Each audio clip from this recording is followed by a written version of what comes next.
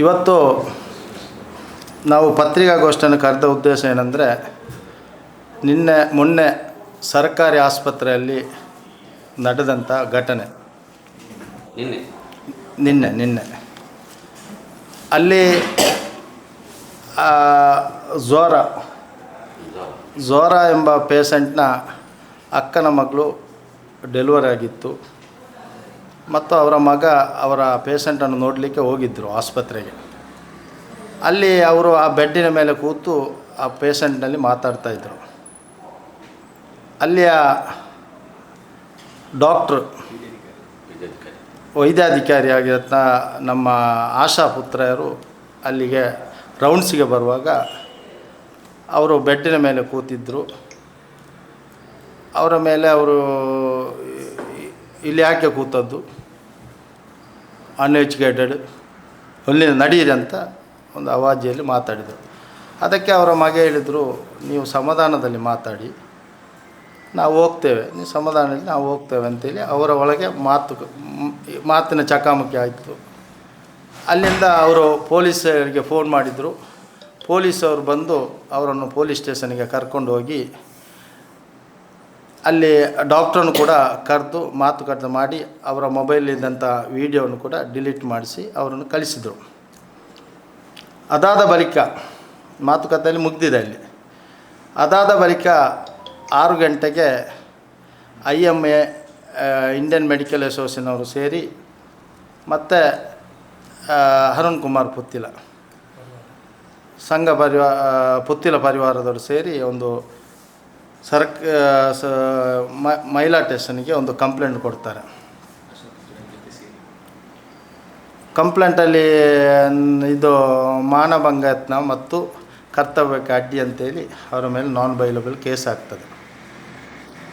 ಅಲ್ಲಿ ಕೇಸಾಗಿ ಅಲ್ಲಿ ಅವರು ಪೊಲೀಸ್ ಇಲಾಖೆಗೆ ಒಂದು ಧಮಕಿಯನ್ನು ಕೂಡ ಹಾಕ್ತಾರೆ.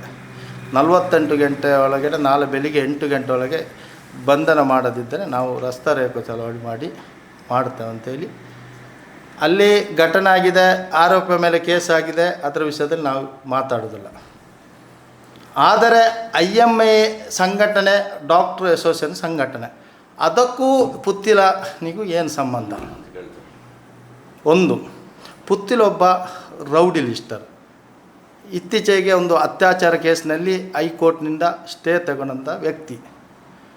ಆತ ಒಂದು ಪೊಲೀಸ್ ಅಧಿಕಾರಿಯ ಎದುರುಗಡೆ ಅವನನ್ನು ಕೂತ್ಕೊಳಿಸಿದೆ ತಪ್ಪು. ಪೊಲೀಸ್ ಇಲಾಖೆಯವರು ಕರೆದು ಕುರ್ಚಿ ಬೆಳೆದು ಕೂತ್ಕೊಳಿಸಿದೆ ತಪ್ಪು. ಬಂದು ಒಂದು ಪೊಲೀಸ್ ಇಲಾಖೆ ಹವಾಜು ಆಗ್ತಾನೆ ಅಂತ ಹೇಳಿದರೆ ನಮ್ಮ ಪೊಲೀಸ್ ಇಲಾಖೆ ಯಾವ ಮಟ್ಟಿಗೆ ಮುಟ್ಟಿದೆ ಅಂತ ನಾವು ಇವತ್ತು ಯೋಚನೆ ಮಾಡಬೇಕಾಗಿದೆ. ಒಬ್ಬ ಅಧಿಕಾರಿ, ಅವರು ಆಶಾಪುತ್ರಾಯ ಒಬ್ಬರು ವೈದ್ಯಾಧಿಕಾರಿ, ಅವರು ಅದಕ್ಕೆ ಸಂಬಂಧಪಟ್ಟಂಥ ಅಧಿಕಾರಿಗಳಿದ್ದಾರೆ. ಅಲ್ಲಿಯ ಆಸ್ಪತ್ರೆಯ ಸಮಿತಿಯ, ಕವಚ ಸಮಿತಿಯ ಅಧ್ಯಕ್ಷರು ಮತ್ತು ಸದಸ್ಯರಿದ್ದಾರೆ. ಅವರ ಗಮನಕ್ಕೆ ತರುವುದಿಲ್ಲ, ಶಾಸಕರಿಗೆ ಗೊತ್ತೇ ಇಲ್ಲ. ಏಕಾಏಕಿಯಾಗಿ ಒಂದು ಹಿಂದೂ ಸಂಘಟನೆಯನ್ನು ಕರೆದು ಅಲ್ಲಿ ಕಂಪ್ಲೇಂಟ್ ಕೊಡಬೇಕಾದರೆ ಇದರ ಉದ್ದೇಶ ಏನಿತ್ತು? ಮತ್ತು ಅಲ್ಲಿ ಭಾಷಣದಲ್ಲಿ ಪುತ್ತಿಲ ಹೇಳ್ತಾ ಇದ್ದಾನೆ, ಇದಕ್ಕೂ ಮುಸ್ಲಿಮ್ಸ್ಗೆ ಯಾವುದೇ ಸಂಬಂಧ ಇಲ್ಲ, ವೈಯಕ್ತಿಕ ಆದಂಥ ಘಟನೆ, ಮತಾಂತ ಮುಸ್ಲಿಮ್ಗಳಿಂದ ಇವತ್ತು ಹಲ್ಲೆ ಆಗಿದೆ ಅಂತ ಹೇಳ್ತಾ ಇದ್ದಾನೆ. ಅವನ ಮೇಲೆ ಈಗಾಗಲೇ ನಾವು FIRಗೆ ಕಂಪ್ಲೇಂಟ್ ಕೊಟ್ಟಿದ್ದೇವೆ. ನಮ್ಮ ಕಾರ್ಯದರ್ಶಿಯವರ ಹೆಸರಿನಲ್ಲಿ ನಾವು ಕಂಪ್ಲೇಂಟನ್ನು ಫೈಲ್ ಮಾಡಿದ್ದೇವೆ. ಈಗಾಗಲೇ ಅಧಿಕಾರಿಗಳು ಮೀಟ್ ಮಾಡಿ ಬಂದಿದ್ದೇವೆ. ಇಲ್ಲಿ ಏನಾಗಿದೆ ಅಂದರೆ, ಇಲ್ಲಿ ಕೋಮುಗಲಭೆ ಮಾಡುವಂಥ ಉದ್ದೇಶದಿಂದಲೇ ಈ ಥರ ಆಗಿದೆ. ಮೊನ್ನೆ ಅಡ್ಯಾರ್ ಕಣ್ಣೂರಿನಲ್ಲಿ ಒಂದು ಉಲಮಾ ಮತ್ತು ಉಮರಾಕ್ಕೆ ಸೇರಿ ಒಂದು ದೊಡ್ಡ ಪ್ರತಿಭಟನೆ ಆಯಿತು. ಒಂದು ದಿನಕ್ಕೆ ಮುಂಚೆ ಪುತ್ತಿಲ ಹೇಳ್ತಾ ಇದ್ದಾನೆ, ಗುಪ್ತಚರದಿಂದ ನಮಗೆ ಮಾಹಿತಿ ಬಂದಿದೆ. ಏನು ಗುಪ್ತಚರ ಅಧಿಕಾರಿ ಇಲ್ಲಿ ಹಿಂದೂ ದೇವಾಲಯ ಅಕ್ರಮ ಆಗ್ತಾಯಿದೆ, 4 ಗಲಾಟೆ ಆಗ್ತಾಯಿದೆ ಅಂತ ಹೇಳ್ತಾನೆ. ಇವನೇ ಉದ್ದೇಶ, ಗಲಾಟೆ ಮಾಡೋ ಉದ್ದೇಶ ಇತ್ತು. ಅದು ವಿಫಲವಾದ ಕಾರಣ ಇವತ್ತು ಪುತ್ತೂರಿನಲ್ಲಿ ಇನ್ನೊಂದು ಕೋಮುಗಲಭೆ ಮಾಡುವಂಥ ಉದ್ದೇಶ ಅವನಲ್ಲಿತ್ತು. ಮತ್ತು ನಾನೊಂದು IMA ಅಸೋಸಿಯೇಷನರಿಗೆ ಕೇಳ್ತಾ ಇದ್ದೇನೆ, ಅರ್ಚನಾ ಕರ್ಕೆರ ಅಂತೇಳಿ ಒಂದು ಚಿಲ್ಡ್ರನ್ ಸ್ಪೆಷಲಿಸ್ಟ್, ಒಂದು ಕರ್ಕೆಲ ಅಂತೇಳಿ ಒಂದು ಮಹಿಳಾ ಒಂದು ಡಾಕ್ಟ್ರ್ ಇದ್ದರು. ಅವರ ಮೇಲೆ ಅವ ಯಾರು ಅಜಿತ್ ಹೊಸಮನೆ ಮತ್ತು ಮೀನಾಕ್ಷಿ ಅಂತ ಜಿಲ್ಲಾ ಪಂಚಾಯತ್ ಮೆಂಬರ್ ಅವಾಜ್ ಹಾಕಿ ಬೈದು ಅವರ ಮೇಲೆ ರಂಪಾರೊಟ್ಟಿ ಮಾಡಿ ಆ ಹೆಂಗಸು ಕೆಲಸವೇ ಬಿಟ್ಟಿದೆ, ಕೆಲಸ ಬಿಟ್ಟು ಹೋಗಿದೆ. ಆಗ ಈ IMA ಅವರು ಏನು ಮಾತಾಡಲಿಲ್ಲ. ಯಾಕೆ ಮಾತಾಡಲಿಲ್ಲ? ಅವ ಮುಸ್ಲಿಮ್ ಅಲ್ಲಲ್ಲ, ಗಲಾಟೆ ಮಾಡಿದವ ಮುಸ್ಲಿಮ್ ಅಲ್ಲಲ್ಲ.